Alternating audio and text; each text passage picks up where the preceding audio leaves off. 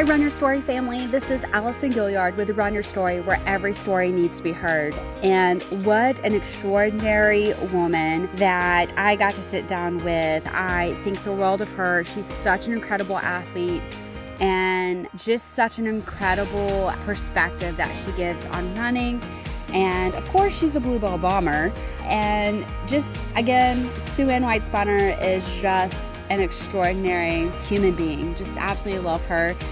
I say she's extraordinary because she name drops a lot in her story. And I think that speaks volumes when someone says, all these people have helped me become who I am. Whether it's from her kids, getting her back on the pavement, from when she first started running, to she even brings up Mr. Will Wright, who unfortunately passed away, and our running community is no longer the same. But Suanne brings such a beautiful story that she shares, and we actually recorded before all of this. So the fact that the timing could not be more perfect, and we're just so grateful for Suanne and for her heart and the love that she has for this community and the love she has for all of you. It is so evident.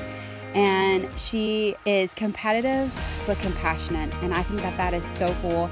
And I was already a fan, but now I'm a bigger fan. And Suanne, you are just extraordinary. I just need you to know that. And thank you so much for sharing your story. Absolutely incredible, my friend. And keep chasing those goals. I have no doubt you're going to reach them. I'm so excited for you.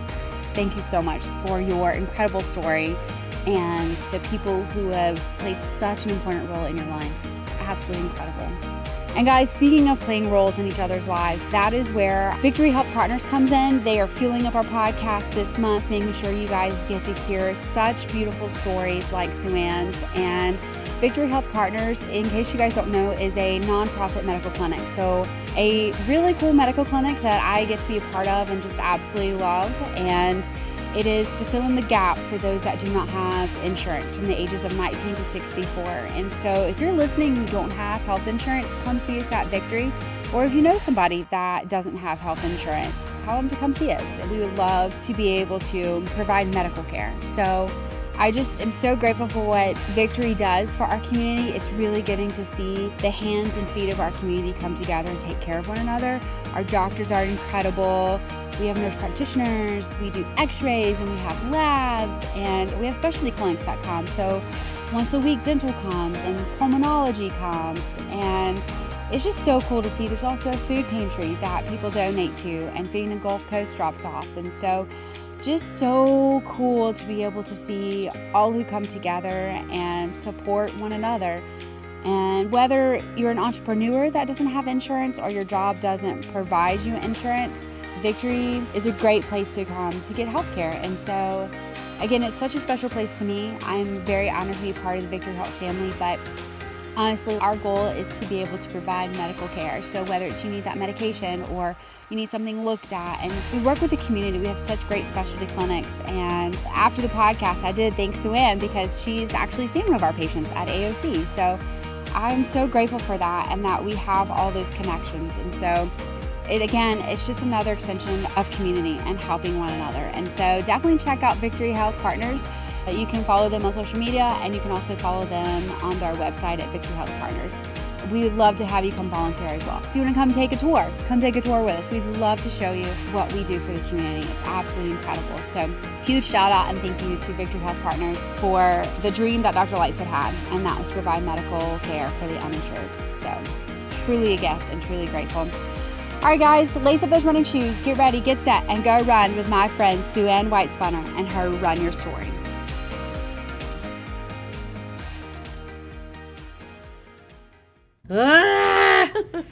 Okay, I just want to go ahead and say this is what tenacity looks like, because I've been begging you for how long now to be on this podcast? No, I don't know. We've been doing avoidance. I used to be said to hey a lot, and then all of a sudden, no. Thank you so much for saying yes finally to this. I'm so excited. You just have no idea the influence that you are, and just such a cool runner in person for me. So I appreciate that. I don't feel that way, but I'm here to tell you, you are. Well, thank you. So I am so excited because I don't know your run story. Okay. So how does it begin? If you want to go back to the very earliest, Okay. I was in college, and somebody talked me and a roommate into running, I think it was a 1 mile fun run. I went to school at the University of Florida. It was summer, and it was hot.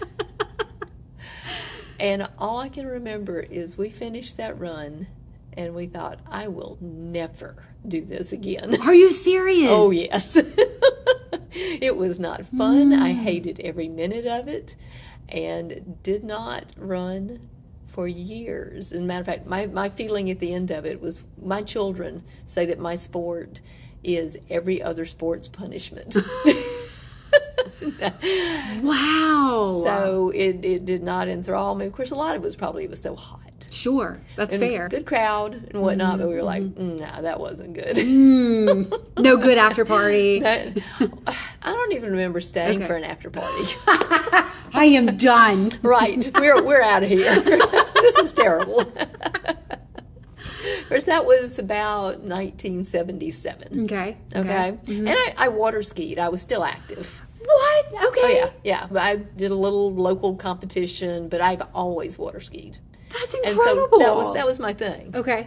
And even I had a friend one time ask me, they were doing triathlons, and their swimmer wasn't going to be able to make it. And he asked me if I would fill in. And I thought, I can swim, but I don't race. And he said, you're in the water all the time. And I said, yeah, if they throw the rope too far away from me, I tell them to try again. I'm not swimming. He's like, okay, never mind. So I didn't do that. So it was many years later that I got tripped up into running again. And it was with my youngest child. I don't remember how we ended up in it, but I think my oldest, who was about 12 at the time, wanted to run the Azalea Trail Run with a friend. And my youngest did too, but he wasn't old enough to run it by himself. Okay. I mean, he could have been, now that I know more about it. I But gotcha. at the time, it was 2002, so it was the year after 9/11. Security was something, and you Sure. just didn't have your children running around in strange areas. And so we ran Azalea Trail. The only option was a 10K. There was no 5K then. My total training was 1 lap around Cottage Hill Park to see if I remembered how to run. So we ran walk. We actually did. I've got my book. I went back and retroactively filled in the book that I keep and have kept ever since. But we ran about an hour and 8 minutes, walk run. For your first 10K? Yeah. Oh, But now, that's incredible. keep in mind that I water skied. I was buff. I had a six pack and super muscles, and I found one muscle, or the one group of muscles that water skiers don't use, and they're the ones that lift your toes up. And so I did a 10K when not having worked on those muscles, and for about 3 days I had foot drop. I couldn't lift my toes up. But it got better. Wow. And I decided that I could do better than that, which seems to be the theme of my running history. So I did Azalea Trail a year later with a little bit of training, just missed breaking an hour. Wow. So I said, you can do better than that. So I ran Senior Bowl 10K, and I ran it in 57 minutes, thereabouts. And so I'd accomplished my goal. So I quit for a number of years. Are you serious? I'm serious. I met my goal. I broke an hour. So some years later, I think 2007, my youngest child decided to quit football. He said he was going to get hurt. And the coach took him to the cross-country coach and says, I have a fast one for you. So he started running cross-country. And I would have to pick him up and whatnot. And I listened and learned some things from the coach and thought, I'm not just going to sit here while they're doing this. I'll learn some stuff and I'll do some running, need some exercise. And taking care of the kids was really getting in the way of my water skiing. Water skiing takes a lot of time. Sure. You got to have 2 people. You got to take the boat somewhere, ski, take turns. You can't do it at the same time. and then you got to clean up the boat and come home, and it just was not fitting in my schedule. So I needed something else to entertain my brain or my body. And so I started running some while they were running, and then I talked to my friend that did the triathlon, and they were doing a one day a week meeting with some people to run. Unfortunately, it was the worst day of the week for my work schedule. So I would meet with them every time I could, but I would usually get there about the time they were finishing. So I would run one lap around the concrete at South Alabama. It was a half mile maybe. And then we'd go eat and drink a beer. Well, that wasn't working well. So I thought, I'm going to have to do some side training and train on my own. I didn't know anything about training. I did terrible things. I would come out of my house and run 1 mile as fast as I could. No warm up, nothing. And then I would turn around and I would run half of that distance or half a mile back towards the house, breathe again, and then I'd run 2/4. And then I'd go in the house, no cool down, nothing. But I did get faster. You did. I did. And the people that I started training with initially, we would have an informal competition. We divided the group into 2 teams, and we would pit even people against each other. Wow. Okay. Okay? And it's all for fun. Sure. It's for fun. And we had a bet on this, or at least a reward. And I brought my youngest son in, who's running cross country, as a ringer to run against the best guy in the group. And which he did for a while, until one day he asked me, "What's the prize?" And I said, "The losing team has to cook dinner for the winning team." And he said, "That's it?" I said, "Well, you get boasting rights." He says, "That's it. I'm done. I'm out." Oh. You're like, "But you get food." Well, I was with a bunch of adults. He wasn't interested. So I ran with them for a while, met other people at races, and it's grown. I've evolved with groups. I know Pat Hilliard from running, and he started taking me down to Heroes with the Bay Area runners. So on Mondays I would run with them. Occasionally I would go across the bay, but most of them live over there. Okay. And traffic, it just got gradually worse and worse, and so that wasn't working great. Sure. I'm still running more on my own. I started running the Mellow Mushroom Run. I would run it like it was a race every time. So I was still trying to push. I can do better. I can do better. Where do we go from there? We ran a variety of races. I ran my first half marathon in 2009. It was measured wrong, so I got to run long that day. Oh, okay. So I think the turnaround, what did it end up being, 13.5 miles? But that's okay. I wasn't breaking any records anyway. So I had a couple of groups I'm running with at this point, and I think it was, what race was it? It was in the summer. I think it was crime prevention. Oh. And I'm starting to get faster, and I think I got 3rd Grandmaster. Wow. And I'm standing around talking with people after party, and this little face appears in front of me. I mean, in front of me, and she says, "Let me get a look at you. You're fast, aren't you?" And it was Melanie Moore. Do you know Melanie? Okay. She's had her knees replaced, but she was a super fast runner. When she was in the senior grandmaster category, she would frequently take the master. Okay. So she was ranked very high, nationally even, and super fast. I could never beat her before her knees went bad. And she's 7 years older than me. Wow. Yeah, she was super good. I think I'd run about a 25-minute then, and she had said, I said I had a really good race for me, and she said she had a bad race for her, and she still ran like a 22, 23-minute race. You're like, thanks. Yeah, great. I said, I don't think you need to be watching out for me. We're good.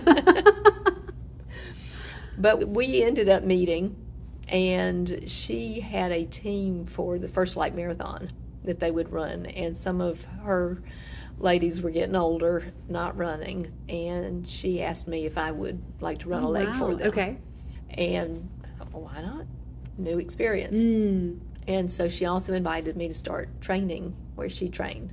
which is where Bluebell started. Oh, Yeah. I love that. Yeah, so she was in part of that group. Okay. And I started training with them, trained for the marathon, and she also held a lot of records and still does, state running records at various distances. And she decided that I was fast enough to break the 1 mile for my age. Okay, I've never run anything any close to that. But we started training, and I did. As a matter of fact, I will never forget that particular race, every step of it. Mm-hmm. It was in Baldwin County at the Seeds race, and it's a 1 mile fun run. And I can't remember if there were 3 or 4 of us that were going for the record. And I want to say it was 4. And one guy didn't have a pacer. 3 of us had somebody to pace us. And Kenny Pfeiffer paced me. And I know they didn't have the gun go off. They were going to give those of us running for the record a little bit of a head start over the 1 mile fun run people. And there was a whole bunch of kids running the 1 mile fun run. So Peggy Olive's up there, and she just says, go. Well, I can remember being on the line, and Samantha came up and wished me luck, and my adrenaline was just outrageous. And when Peggy says go, all the rest of them burst out and take off like ahead of me, and I come up running like I normally do, and I'm thinking, if that's what it takes, I am so screwed. Then Kenny looked back, because he's so much faster than I am, and he looked back and he's like, oh yeah, I'm supposed to be running with her. And he came back, and we were running, and this thing it had 4 turns, 4 left turns, so it was just a square. Wow, okay. And the first one is immediately right there. So we turn, and he comes back and gets me. And at the second turn, I remember him saying, relax. I must have had my shoulders probably up around my ears. Sure. And the adrenaline. So I relaxed. It was close to Mardi Gras. There were some beads on the ground. I remember a puddle that we had to go around. At the third turn, we almost crossed and had to correct that.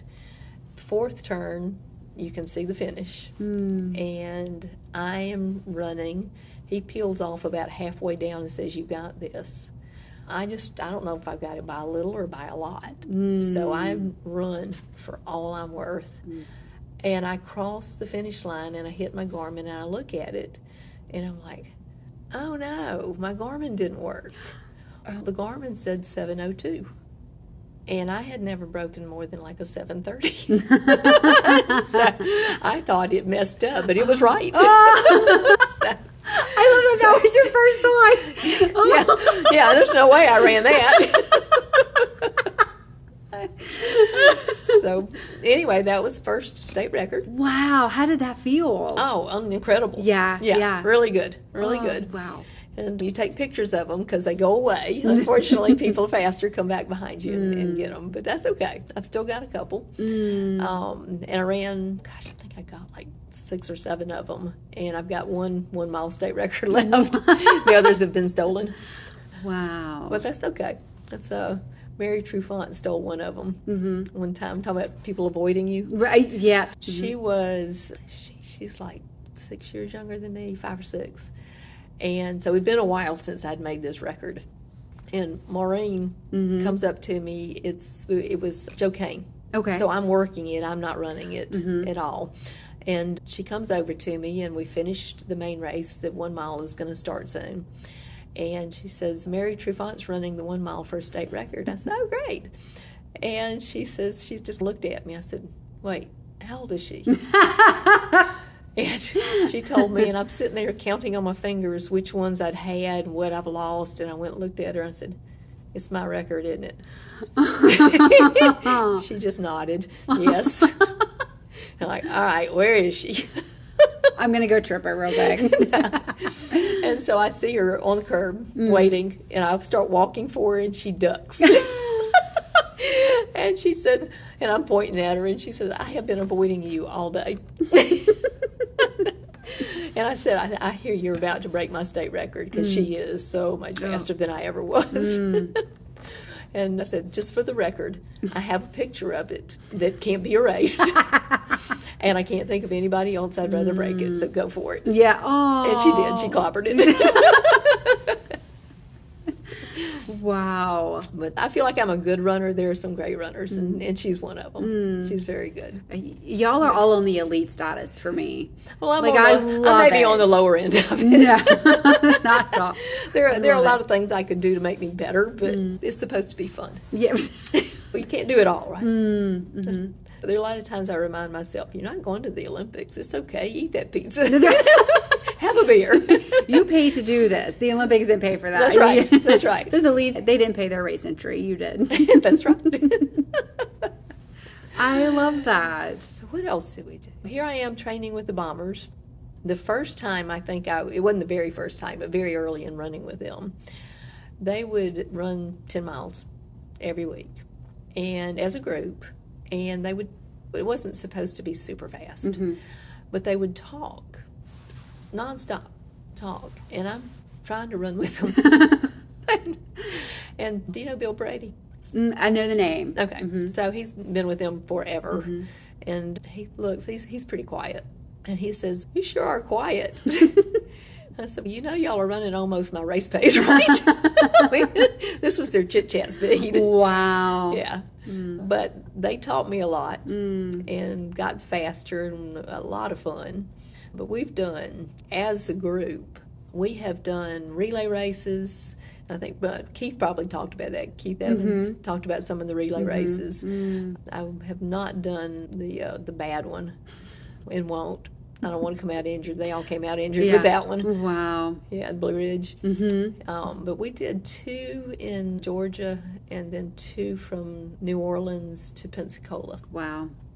And had adventures, a lot of stories, a lot of fun. And we did train. We ran hills. The Dollar General stuff, we started that long before it was a thing because we were training for these relay events. And Georgia's very hilly. Oh, yeah. Yes, it is. Yeah. But we lost a girl. We did find her. I wrote our phone numbers on the back of her bib, and she stopped somebody. She made a wrong turn. Oh. So there she is in the middle of Georgia, I'm talking rural Georgia, running down the road in shorts and a sports bra, no other top, got a race number on her, and she's going where no other runner has ever gone. Wow. So people are probably thinking, what in the world's going on For here? real? Wow. But she flagged somebody down when a dog decided to run with her, and it scared her. Sure. And they called and said, we have Tammy. And I'm like, great, because she's lost. Where is she? She's not where she's supposed to be. Wow. So we found her. And then we learned we're going to have to keep somebody following closer with the runners so nobody else gets lost. Sure. And we had gone, usually you have 12 people when you do these. We went with 9. And with 6, the guys had 6. But you stay in one vehicle and you take turns. With 9, you've got to have 2 vehicles. So you've got 2 drivers, 2 navigators, and a runner. That only leaves 4 people not doing anything. So it was basically the same as what the guys did. We just didn't quite get the mileage in there. Wow. But it was still fun. Yeah. We went back and did it again after that. Once again, we can do better than that, right? Oh, wow. So we keep learning from it. But I did learn that I like getting very organized and maybe too organized because we had a lot more stories from the first one where things went wrong and a lot more laughs. So that was good. What was my next step? I started training with the Bombers, 2011? And that's when I really started getting fast. It's also when I met Will Wright for the first time. Oh, wow, yeah. And I was getting to the point where I was about running his pace. So one race I decided I would pace off of him and see if I could stick with him. And I did. And actually, I'm a lot younger, out-kicked him at the end, which I'm at least 21, 22 years younger than he is. Okay. You're going to have more kick. The older you get, the less you got with that. But I turned around to thank him after we came through. And I told him my name because there was no reason for him to know my name. And he told me his name, and I laughed. I said, oh, I know who you are. You're famous.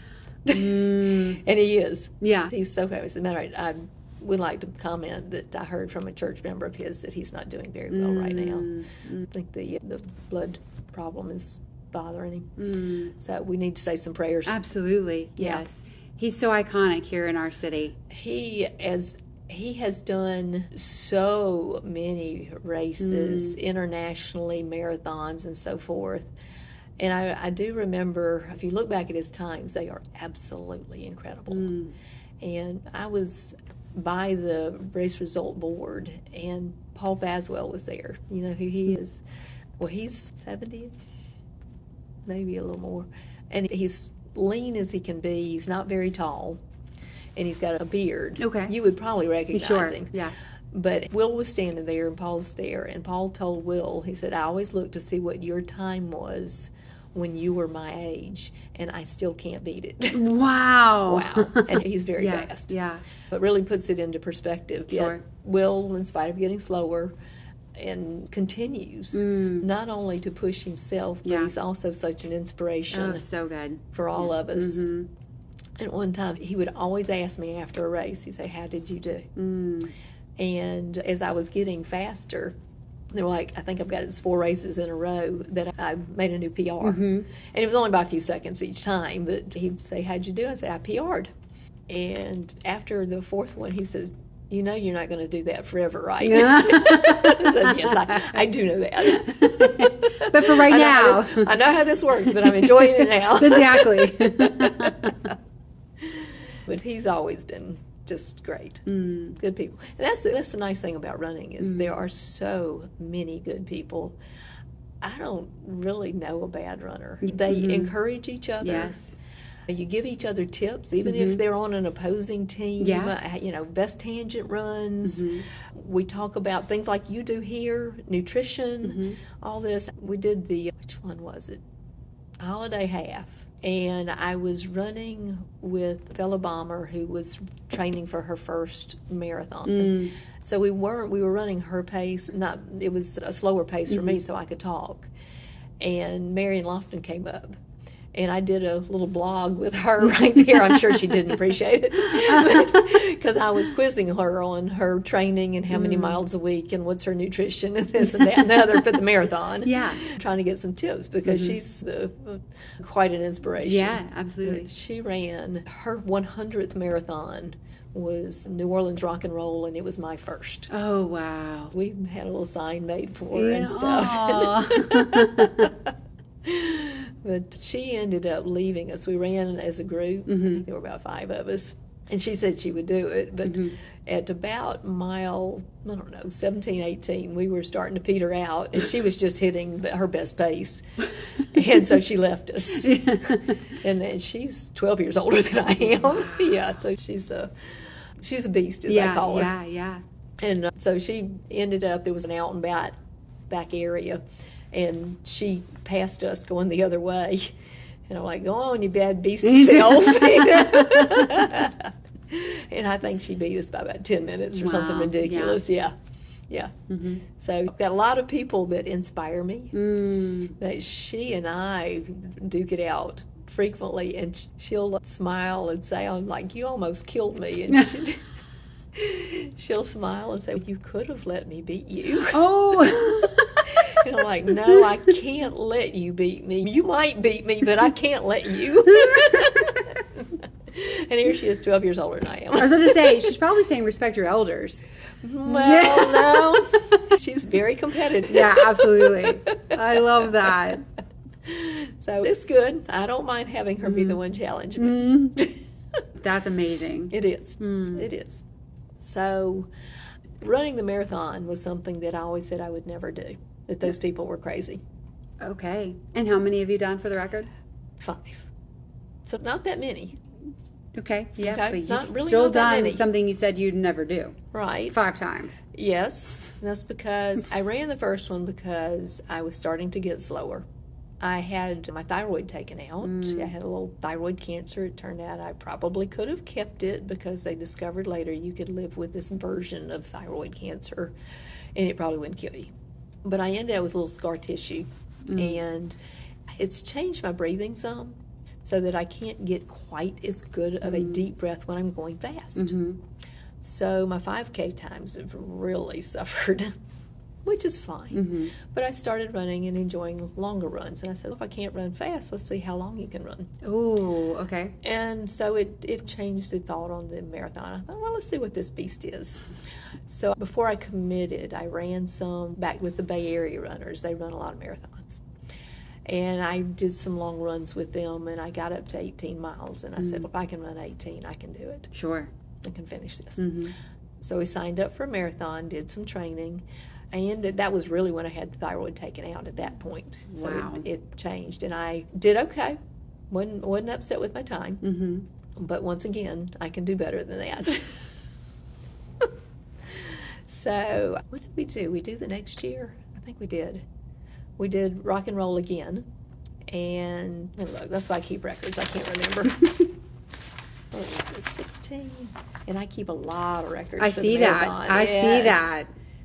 All right, so that was the first one. Matter of fact, I sprinted to the finish so I could break 4:45. I was a 4:44:59. Wow. So they're probably thinking, what idiot is running, sprinting at the end of a marathon? But that was my goal. The next one I ran a 4:36. That was okay. Yeah. That was all right. Had a stress injury the next year. I had to back off the running. I had a little stress fracture in my ankle. But then I came back, was doing better. I was supposed to run my third marathon, which would have been the Louisiana Marathon. Okay.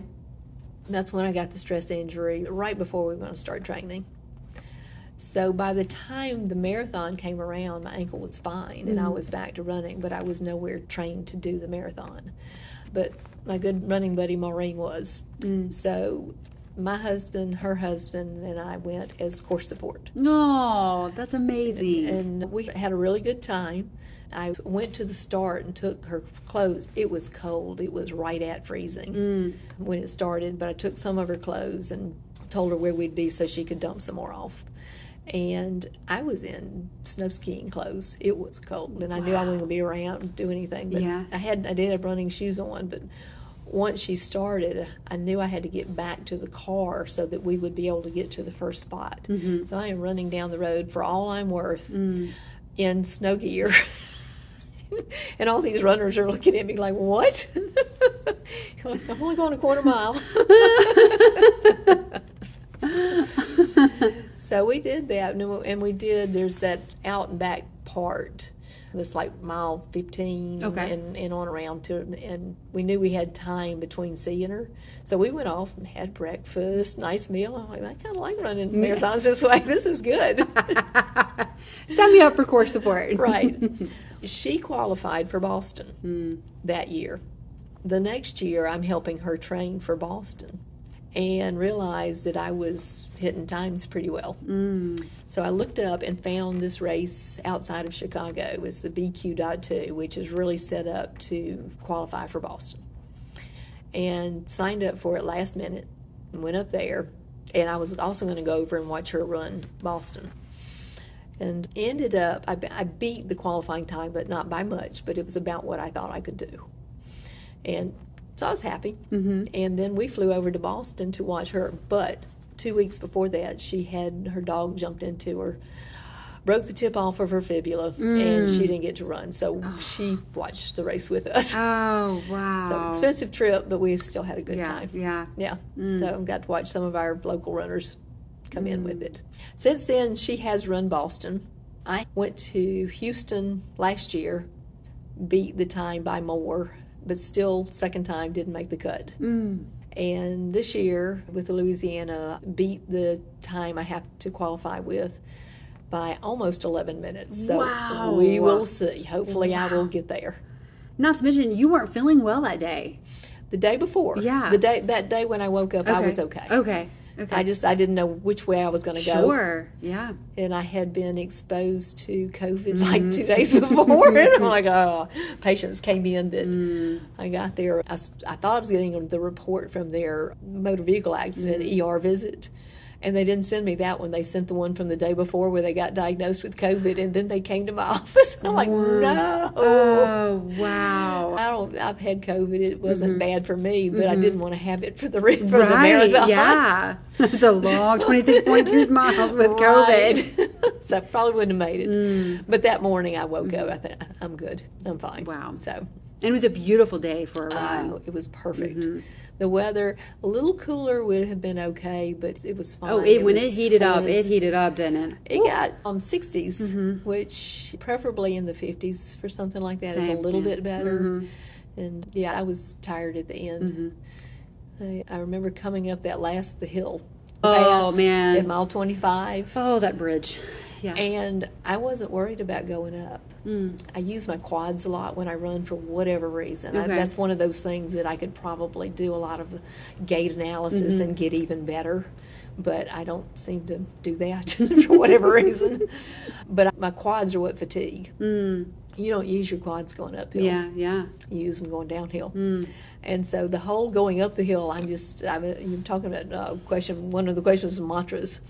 Going up hills is power up. Power up. Okay. So I get to the top, and I guess he was a photographer. I don't know what he was doing.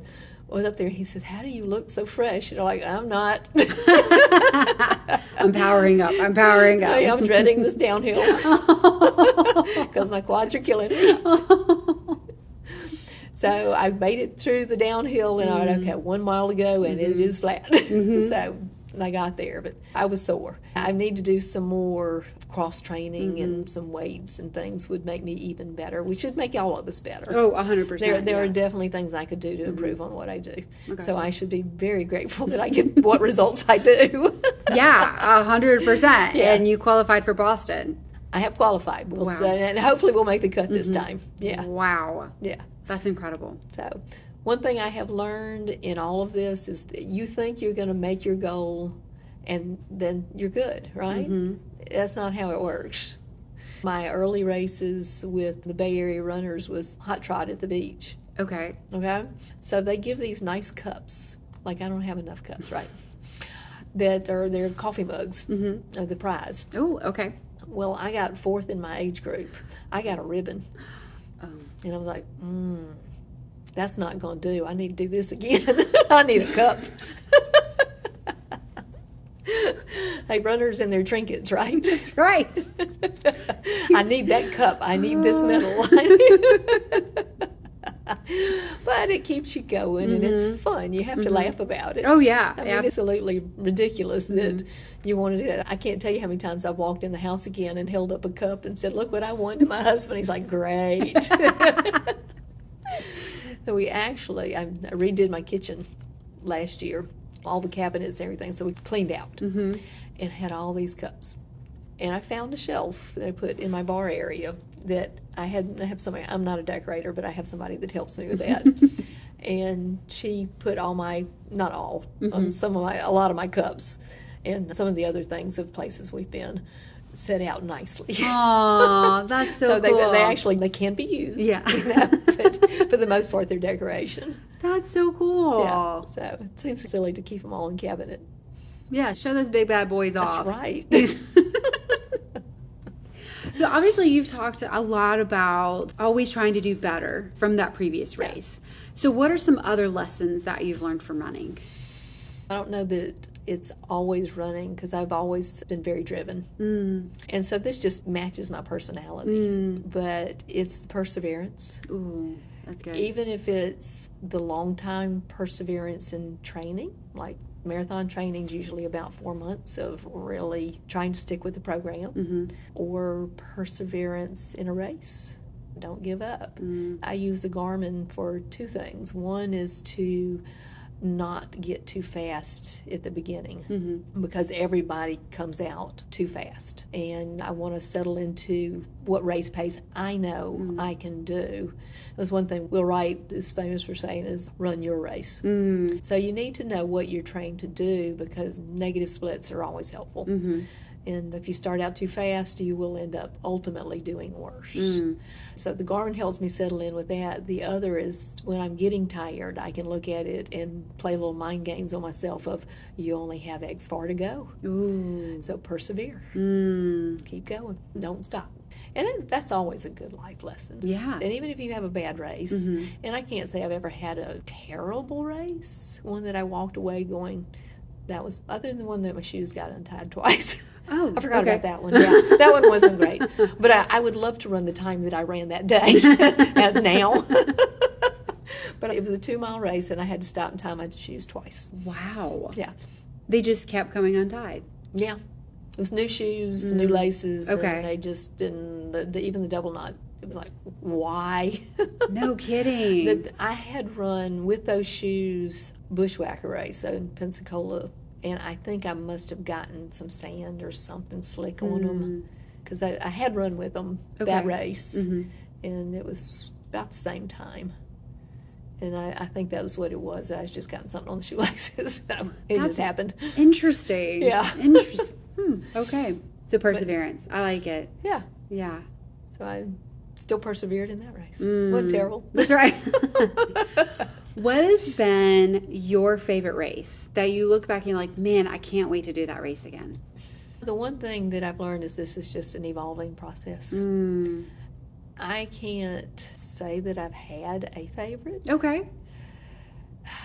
A lot of great memories. The ones where you get the first state record, big.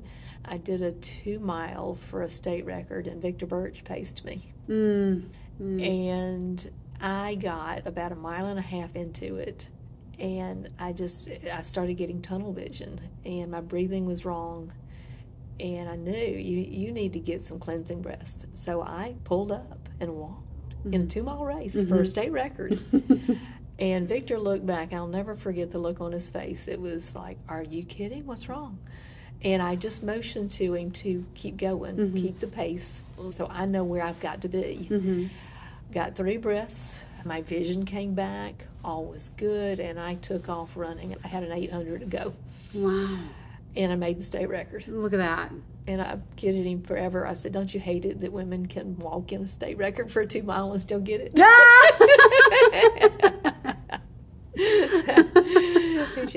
That's not fair.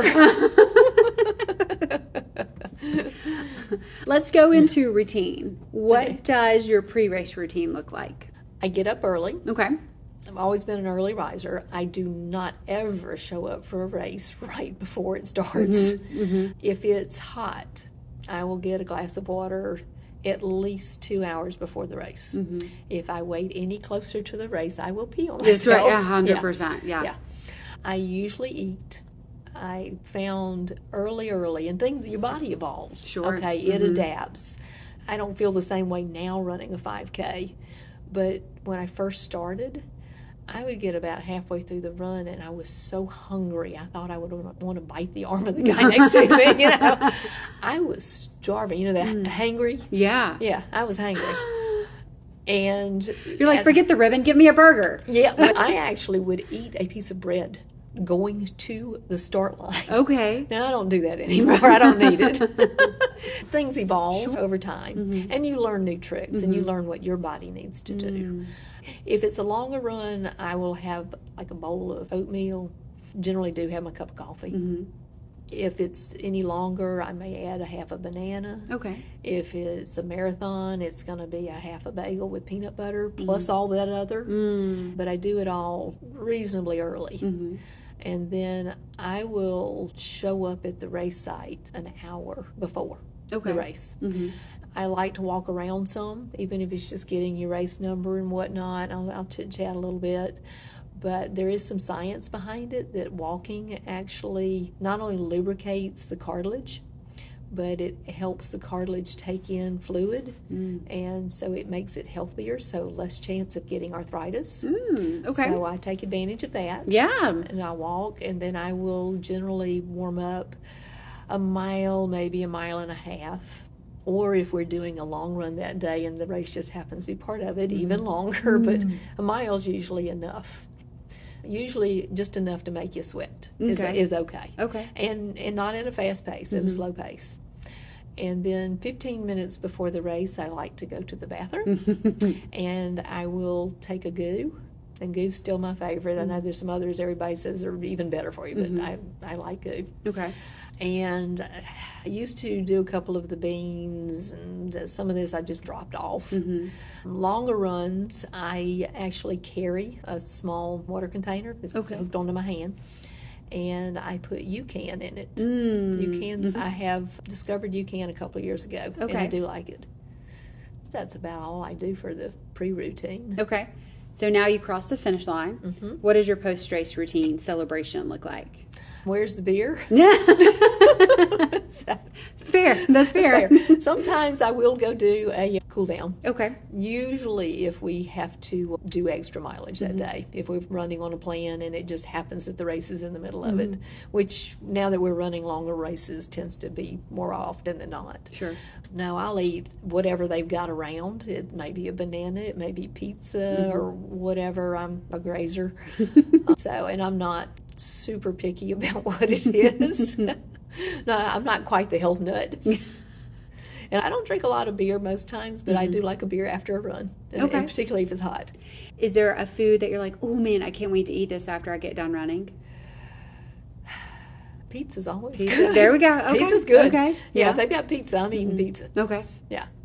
My go-to carb is potatoes. I'm a potato lover. Same. Yeah. Yeah. So when we're getting where I'm training long, my husband just keeps bringing in potatoes, and I'll bake potatoes. So I can do that. Yeah. I think before the marathon, we had a steak and mashed potatoes. Ooh, and some broccoli. There we go. Maureen eats a lot healthier than I do. Y'all are a trip together. I read Bill Rogers. Bill Rogers won Mayor of Boston and New York and whatnot, and he's in his 70s now.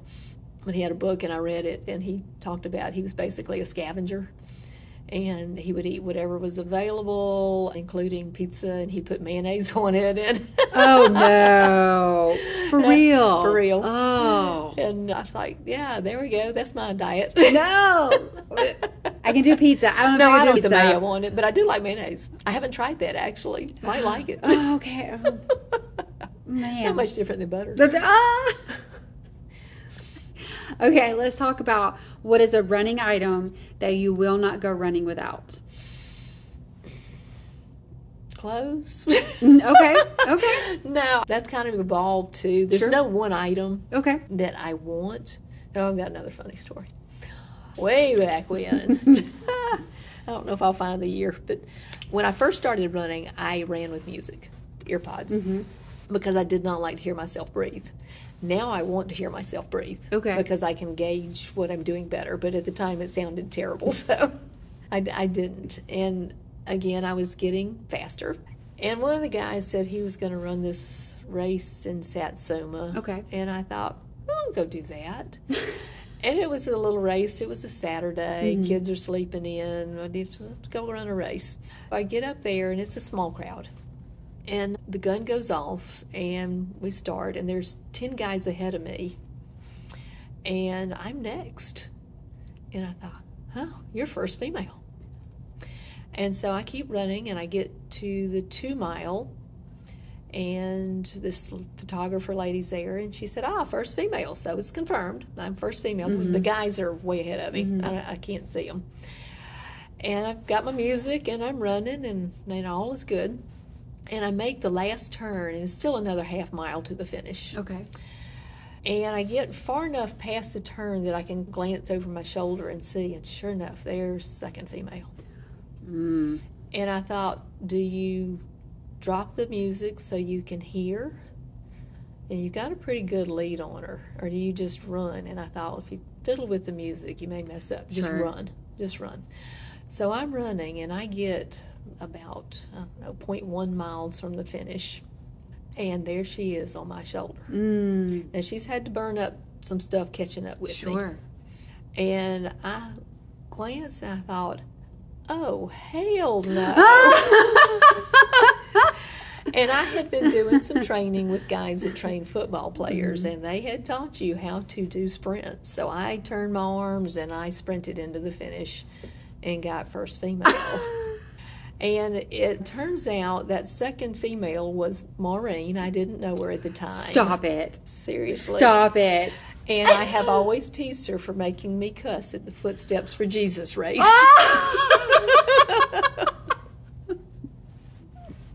Oh, that's such a great story. And we didn't even meet that day. Really? We met later. Oh, wow. Yeah. I love that. Oh. Small world. Absolutely. Small world. In all fairness, she was trying to keep her husband healthy and was eating a vegan diet at the time. And we later met, and I took her to start training with us at the Bombers. And she was frustrated because she had been faster and wasn't able to hold what she was doing. So she ended up, even with the training with us, she just wasn't getting there. And she went to a dietitian, and he showed him our plan for the day, which was a pretty intense day. And he said, so why don't you eat meat? Because if you want to do that, you need to eat meat. So she started eating meat, and I've never been able to keep up with her since then. So you're like, so go back to being vegan. Yeah. Stop eating that meat. It's bad for you. Wow. Yeah. So to do what we do, if you're just piddling around the house, sure, be a vegan. That's fine. Got no problem with it. But if you want to do what we do, it's hard to keep enough protein in you. Sure. Yeah. To do that training. And I'm sure in your profession, because for those that don't know, you're an orthopedic surgeon. I'm sure you have seen injuries come in from runners and have to have this conversation with them.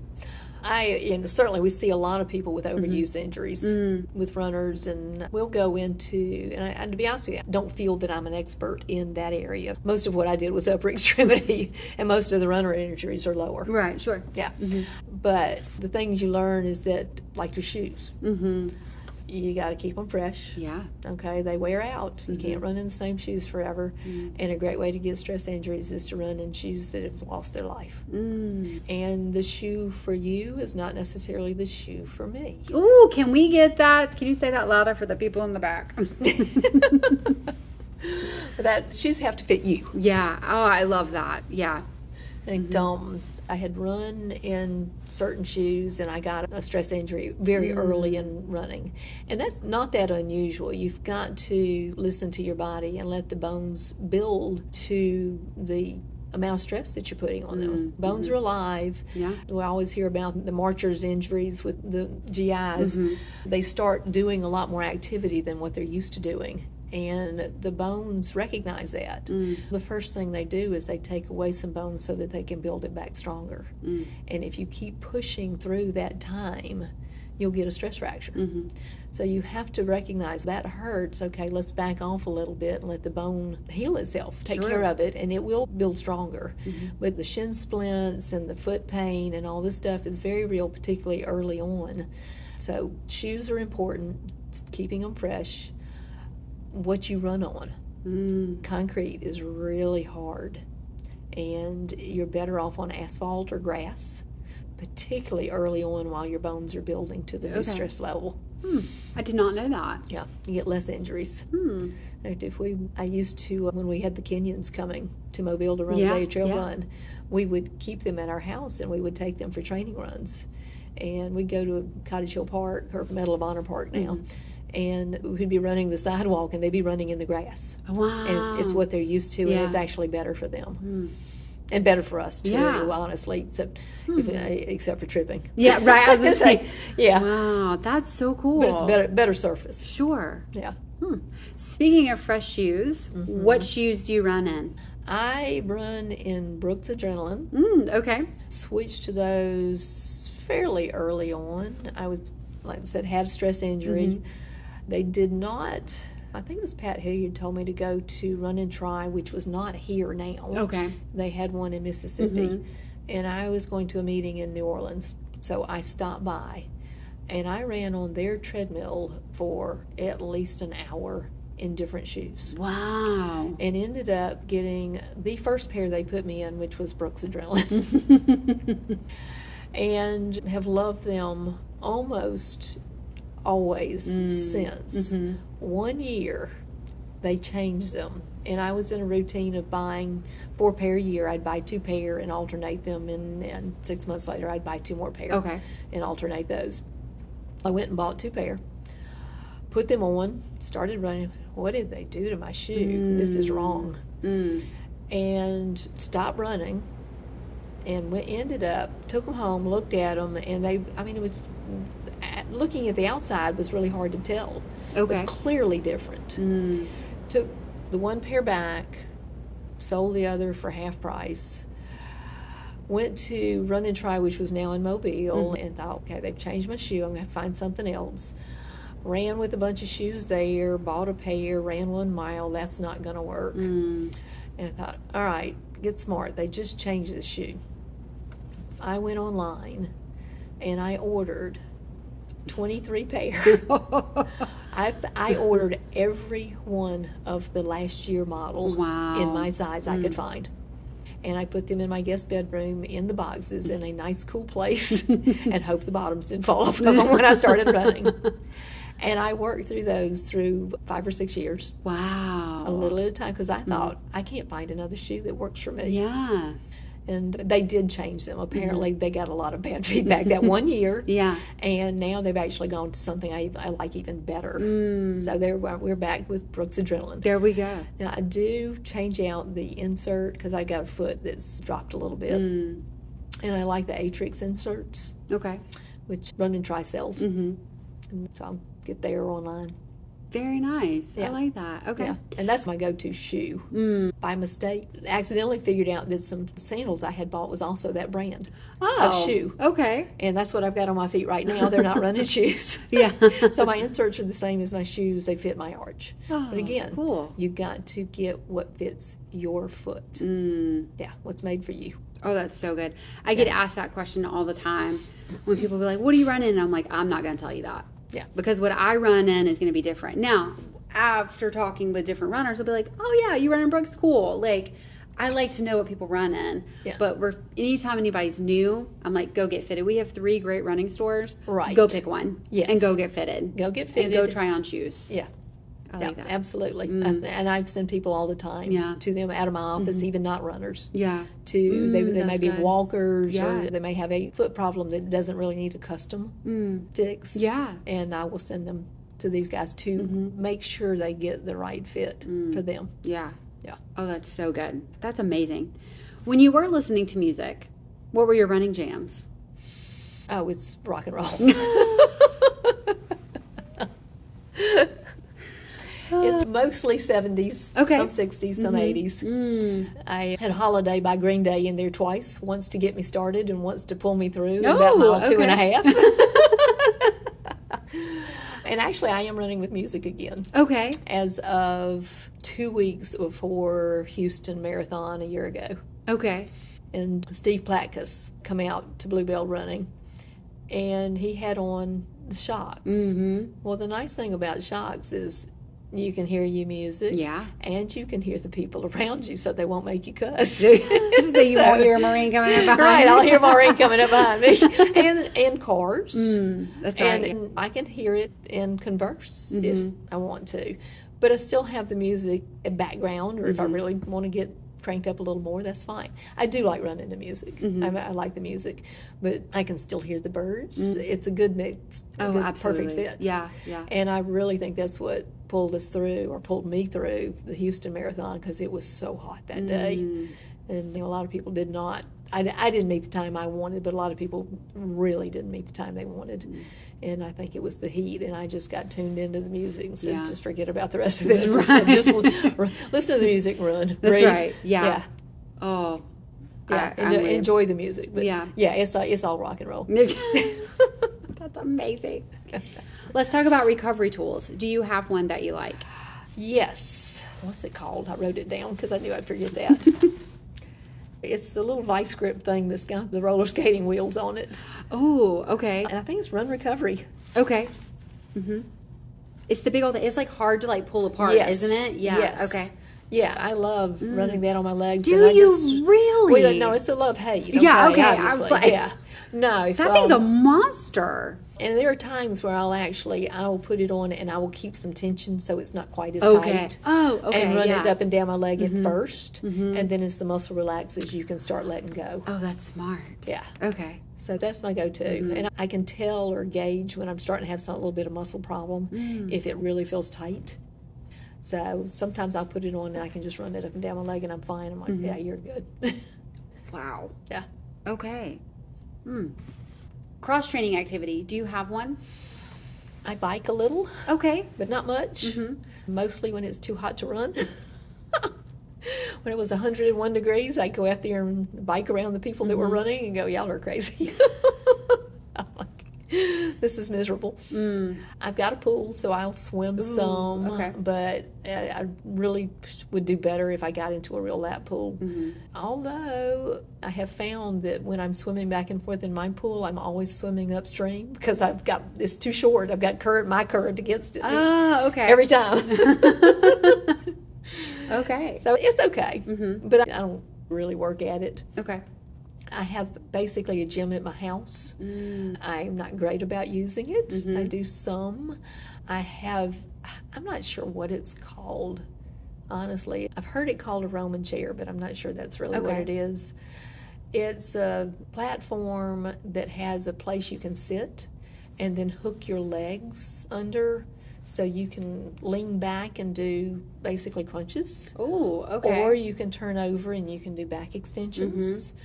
And then it's got a couple of posts that stick out so I can do some arm presses. And then just on the platform, I'll do some toe lifts. And then I tie some bands to it. And I will do some internal and external rotation that also helps your core. Sure, yeah. So a lot of this is done for core. And I should be better at it. And these are there's so many things I can do to be better. But again, it's all supposed to be fun. If it becomes too much work, then you're like, oh, really? This is all work. So I love that. Okay. Is there a race that you're like, I don't think I ever want to do that one again? There's probably been some that I felt like that at the end of it. Okay. But a lot of it's just weather dependent. That's true. And yeah. Before I had my thyroid out, I always thought that heat was my friend because it didn't affect me quite as much as it affected everybody else. Really? Okay. So I was almost a little bit of an advantage to me if there was somebody I was close to in beating. They might poop out a little faster than I did.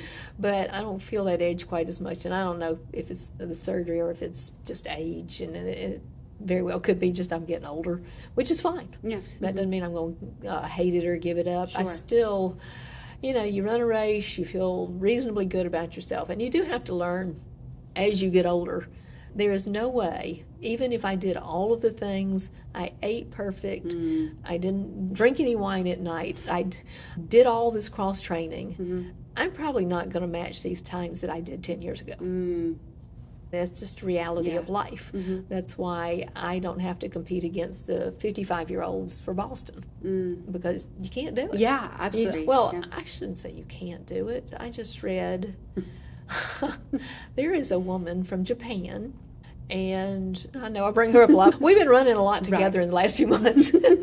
For years, but a lot the last few months with this marathon training. But she showed me the Abbott World site that shows your marathon times. And she showed me where I was in it. And I thought, oh, that's cool. That's nice. Well, I check it every now and then, and there's a lady that ran in my age group, okay? So she's at least 65. Ran a 3-hour and 6-minute marathon. Wow. And I thought, that's got to be a mistake, of course, I mean. Wow. And so I looked her up. I Googled her. And she did do it, and she actually, in her 60s, broke a 3-hour marathon. Wow. So she's a phenom. Yeah. But she's got records from her high school days, and she's a PE coach, so she runs with the girls too. Wow. So she's got a lot of opportunity and a lot of base, huge amount of base. I read her story, and I wish I could think of her name. I can't. Sad. But, I mean, she quit running for a good while, raised 4 kids, but came back. And that was her goal. You're talking about setting goals. Her goal was to break 3 hours. And so she set the goal, and she did it. And I'm sitting there looking at that going, no, I ain't got I just won't make myself work that hard. I'm not even done with a half marathon at that point. Wow. I really want to get your perspective on this. What is advice that you would give to somebody that wants to start running, walking, not only from your perspective, but also from a professional perspective, just because you have seen overuse injuries? Yeah. One, good shoes, okay? And don't start up too fast. It does take time. And if you feel that you're overdoing it, back off. All right? So you can overdo it both with your body.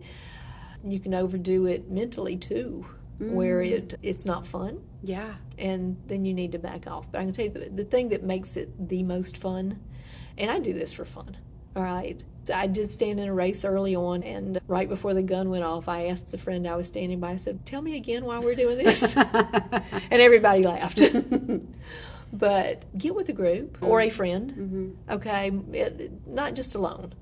Some people do like running alone, and that's fine. If that's their thing, that's okay.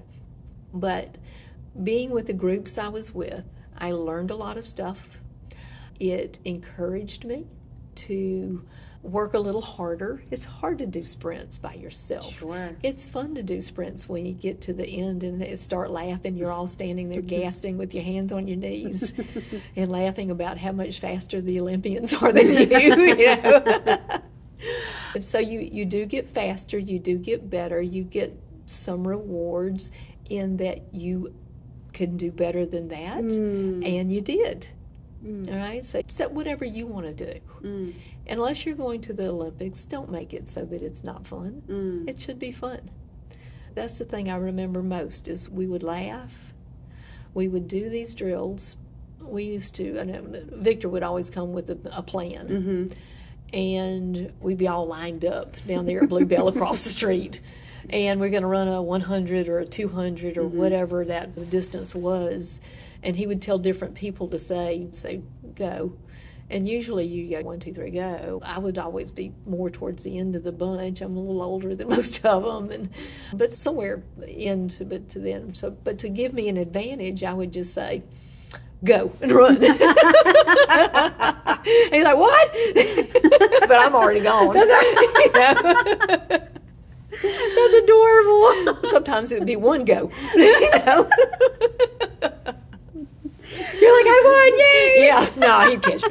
They'd all catch me. That's fantastic. But it was just things to make you laugh. And that was the stuff. We're still dealing with the Victor loss. Yeah. But just so much fun, so many laughs. We had a lot of group text, and would have a lot of banter, and a lot of it would be kidding each other, and some racing, some not racing. But just being with a group that makes it fun, that makes the training fun, that you enjoy the people. And if the weather was good, we'd finish our training and we would sit down and have a beer and just talk and chit-chat about life. Then we'd all go home. Yeah. So, yeah. it was a lot of good. It still is. Yeah. Still is. The group has grown hugely so that I don't even know all the people, unfortunately.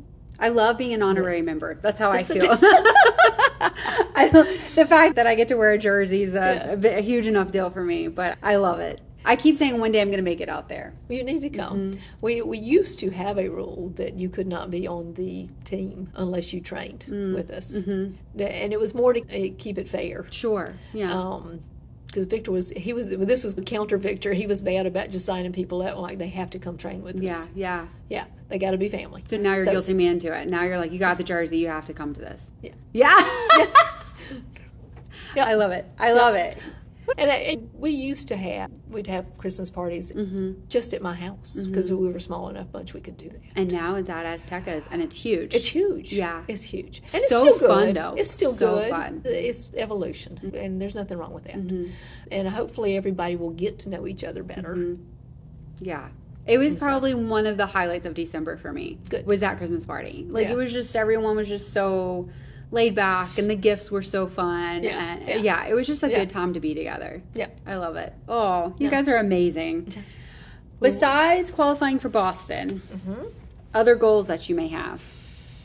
The goals, you keep getting goals that you didn't even know existed. Ooh, okay. All right, so there was heard of Boston. You ever heard of the Big Six? The Big Six. All right, 6 marathons. Okay. I didn't know about them until this year. Okay. Okay. What's the Big Six? Okay, so it's Boston, Okay. New York, Chicago, Berlin, London, and Tokyo. Oh, yeah. It's the Okay, World so same Marathon. one. Yeah. Okay. Yeah, where you get the huge medal and then the individuals. And supposedly, possibly Sydney. I don't know how, where they are into Sydney's that. a different thing. They were thinking, because you can get, technically it would be 6 stars is what you get. But now there was a bid. I don't know how long it takes. I don't know when they'll decide about Sydney becoming a 7th star or whatever. But yeah. That may be. But I didn't realize it was called Big Six. I think it. I may be wrong. No, you're good. No, you're good. Yeah. You want to go do all those? It's a thought. You go, girl. It's a thought. We'll see. Everything. You better wear that medal everywhere you go when you get all 6. I don't think I can hold it. That's right. Wow, because Tokyo's this weekend. It's Tokyo. Obviously, we won't be there. Right. No, I've got one qualified for Boston. It's first to see if I did. Should be. If they don't, I'm like, oh, God, okay, this just wasn't meant to be. And I also have kids that are close to childbearing age. This may all change. I'm open to whatever, but if they need child care and my running days change to pushing a stroller, then I'll push a stroller. It's How okay. fun, though. Yeah. How cool would that be? It would be fine. I'll keep pushing to do whatever gets put in my path. Yeah. I love that. Yeah. And you've talked so much about running evolving for you, and now that's just another step. I love that. Yeah. That's beautiful. Life throws all kind of stuff at you. You have to adapt. Yeah. Still got to keep it fun. And the running, you're talking about things you learn, is that perseverance, the succeeding, to put your mind to a goal. And obviously you have to make it a reasonable goal. I don't think it would be reasonable for me to say I'm going to beat the woman at a 3:06 marathon. I believe in you. No. No. I don't even want to do that kind of work.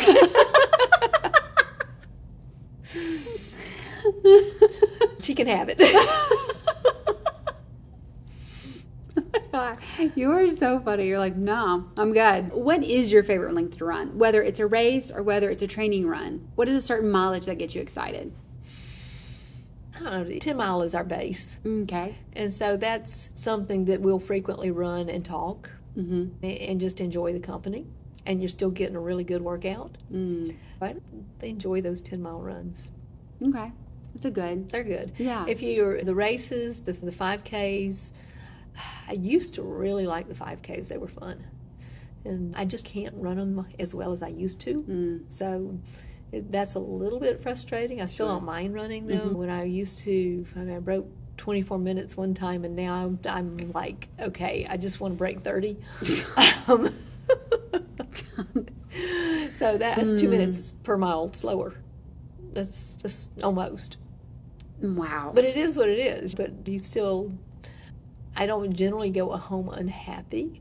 I know that if I said, okay, I'm going to quit training long and I'm going to focus on training for 5Ks, I could do better. I can do better at this, right?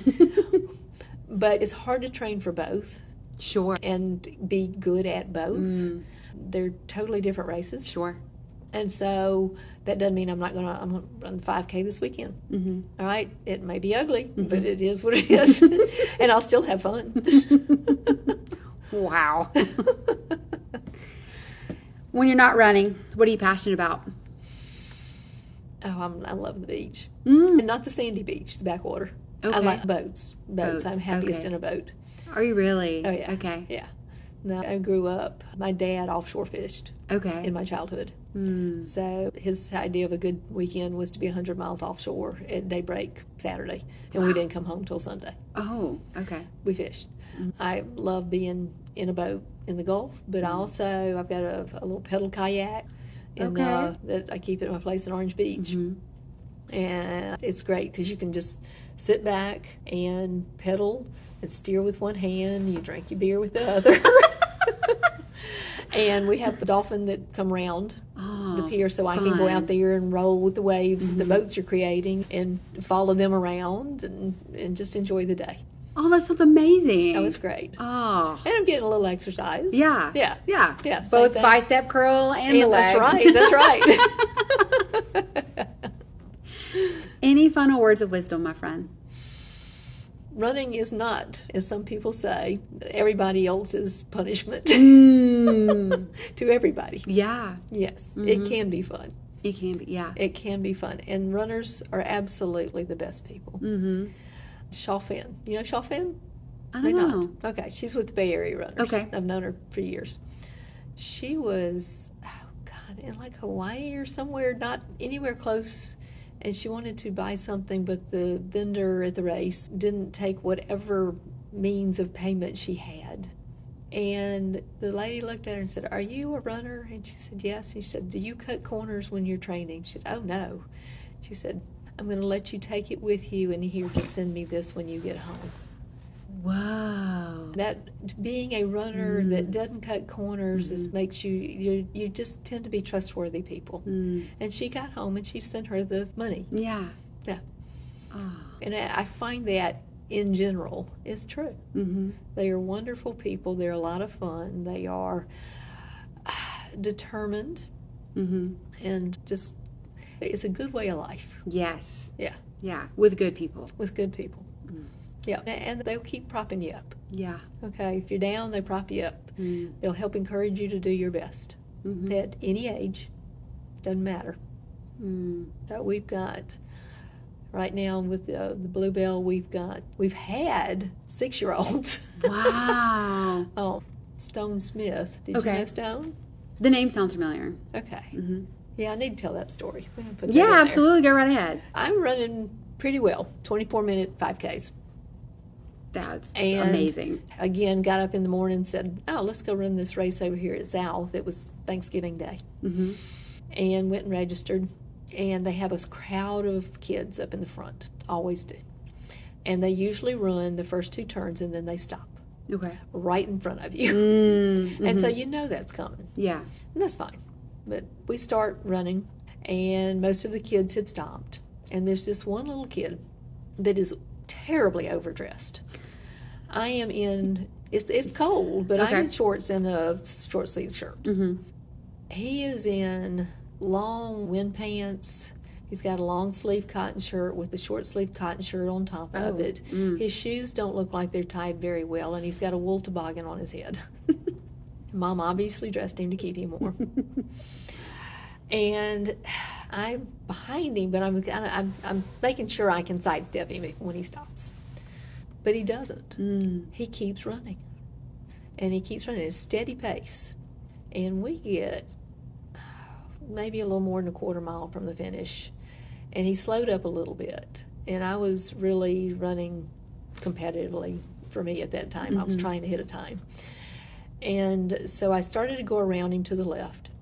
And he looked to the left, and it made him veer a little bit to the left. So I backed off, and I tried to go around to the right, and he did the same thing to the right. And I said, "Run straight, or you'll knock me down." And so he did. And I went around him, and I beat him by a few seconds, and not much. And he's little. And I saw him with his family at the end of the race, and then the gathering. And I went over, and I asked his dad, I said, "Do you have any idea what he just did?" His dad said, "No, I started with him at the finish, but he left me behind."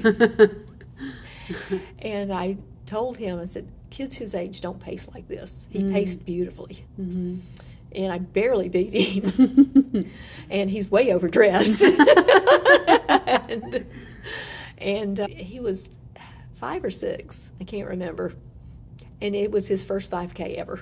Wow. He had been running at school, and the people at the school said, "You need to put him in a 5K." And so he did. We ended up talking with them, and I don't know if I invited him immediately there, but they did other races and had him come to Bluebell. And I said, "I don't know enough to really teach him, but Victor and some of these other guys that have really run a lot can help him be better. And he did Junior Olympics. Wow. And he's running for Ole Miss right now. That's incredible. Yeah. Wow. But that was one of 2 times I've beat him ever, and the other time he had a whooping cough. I love that. He's great. I love that because it's so much of what you've talked about, and that is how great this community really is. Yeah.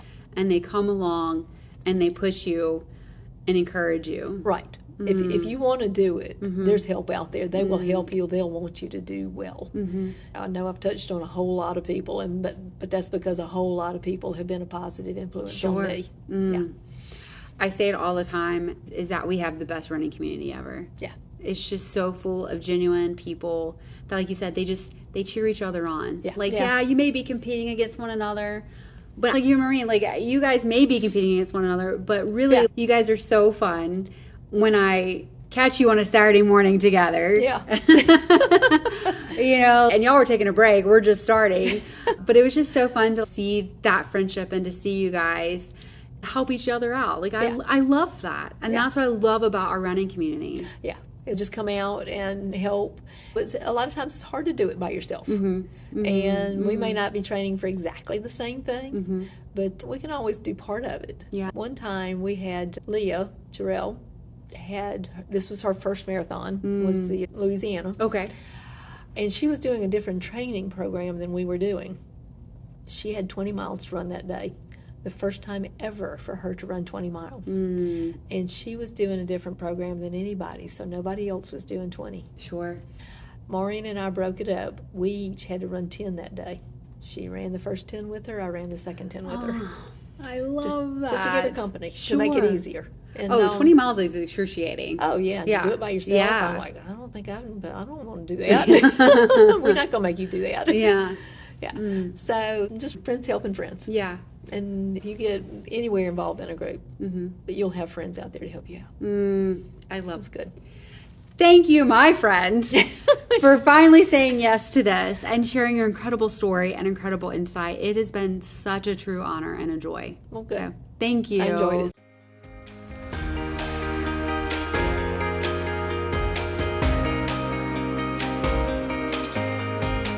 Thank you so much, Suanne, for your incredible story and just so impactful. And even as you finish it, you said, your friends will help you get there. And that is so true. I mean, I absolutely love that. I love your heart for the community. I love your heart for people. And it's just absolutely incredible, and truly thankful for you and what you're doing in our community, both in the running world and orthopedic world. You are just absolutely phenomenal. And I think the world of you. Thank you so much for sharing your story. Finally, thank you for not running away from me this time. I love you, my friend. You are just an extraordinary individual, and so thankful for you.